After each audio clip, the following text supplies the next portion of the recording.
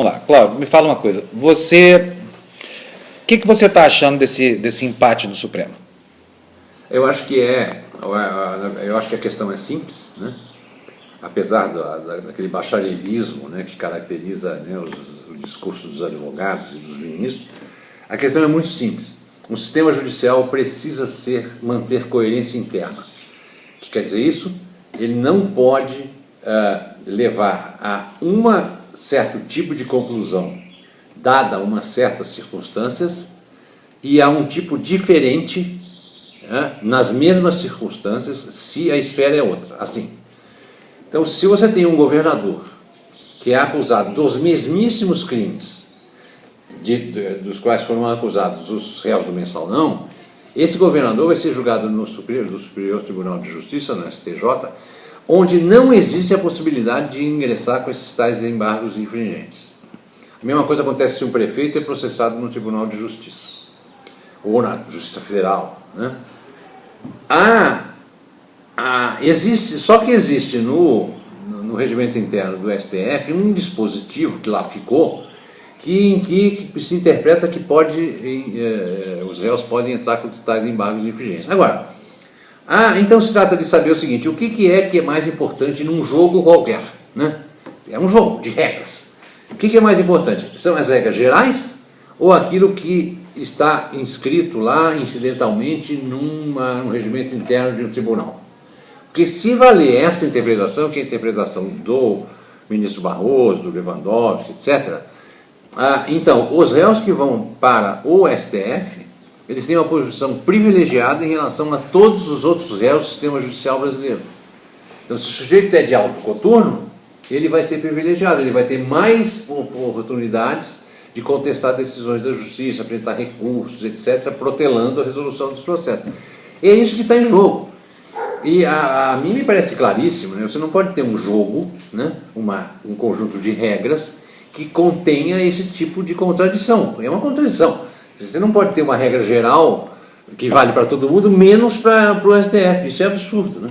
Esse argumento foi apresentado, foi muito frisado pela Carmen Lúcia, pelo Marco Aurélio, pelo Gilmar Mendes, e para mim, pelo menos, faz todo sentido, né? Por isso que eu acho que é simples a questão, né, sob esse ponto de vista. É uma questão de saber se o sistema pode ou não, como diz o Marco Aurélio, fechar. Se ele deve ou não fechar.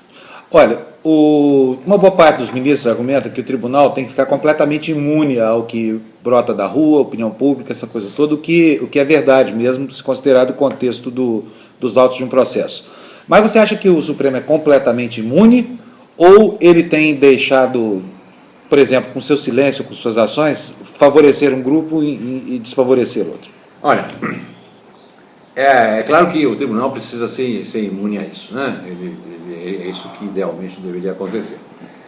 A gente viu ao longo do processo, do transcorrer do processo do mensalão, que nem todos os ministros se comportam dessa maneira. Alguns se comportaram de maneira claramente tendente a favorecer certos réus, né? Isso está errado, isso, tá certo? Agora, o tribunal, o STF, como qualquer tribunal, não tem antídotos contra isso, né? Por causa das práticas, né, dos operadores do direito. Eles dizem, não, o ministro tem a liberdade total de dizer o que quiser, no tempo que quiser.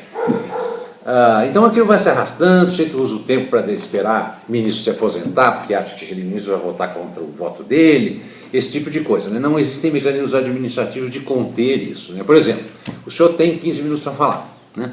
E as discussões que acontecem no âmbito do STF não são discussões, não é um debate. No debate eu ponho o meu ponto de vista, você põe o seu, aí você responde ao meu, eu respondo ao seu e a gente chega lá. Não tem isso, cada um fala lá o seu discurso.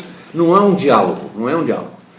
O que também é ruim, é disfuncional, porque embora haja toda essa conversa de que se trata que num órgão colegiado a opinião é formada pelo conjunto das opiniões, né, pelo embate das opiniões dos participantes, não é isso que acontece. Você tem opiniões que são isoladas e que são ali, são contadas na hora do voto, né? Não há diálogo nenhum, né?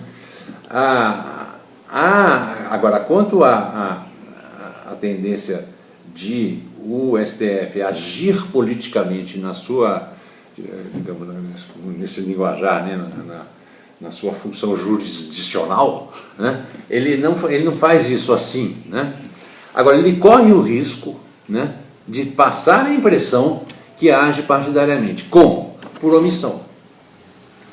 E uma omissão que está aí na cara, né, é a omissão relativa ao chamado mensalão mineiro, que foi o precursor desse mensalão, que envolve os tucanos e não os petistas, e que está demorando, tá certo? Mais do que devia, e corre o risco de demorar mais ainda, porque o relator desse processo era o ministro Joaquim Barbosa, que, sendo presidente do STF, aparentemente não pode ser, e eu friso aparentemente, não pode ser relator de processo, então ele será redistribuído a outro ministro, o qual vai demorar meses e meses e meses para entender o que acontece com aquele processo, para poder formular o seu voto, o que vai necessariamente passar a impressão de que o STF protegeu os tucanos e prejudicou os petistas, né? O que é muito ruim.